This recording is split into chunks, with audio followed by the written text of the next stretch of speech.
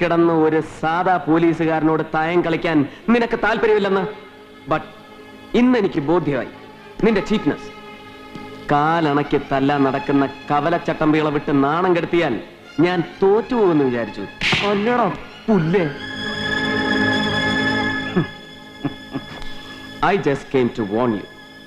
ചർക്കയിൽ നൂറ്റെടുത്ത ഖദർ കൊണ്ട് നാണം മറയ്ക്കുന്ന ദരിദ്രവാസി രാഷ്ട്രീയക്കാരനെ പുറം കാലുകൊണ്ട് ചവിട്ടി പുറന്തള്ളി പകരം നിന്നെ പോലുള്ള എംബോക്കികൾക്കെടുത്ത് അമ്മാനമാടാൻ കോടികൾ പ്രസവിക്കുന്ന ഡൽഹി ഉണ്ടല്ലോ, ഹൈടെക്കും ബ്ലൂ ചിപ്പും കമ്പ്യൂട്ടറും കൊണ്ട് കൗബീനം ധരിക്കുന്ന നിന്റെ പുതിയ ഡൽഹി, ഈ ഭരത് ചന്ദ്രൻ ഒന്ന് പിടിമുറുക്കി കഴിഞ്ഞാൽ പിന്നെ ആ ഡൽഹിക്കുമാവില്ല നിന്നെ രക്ഷപ്പെടുത്താൻ.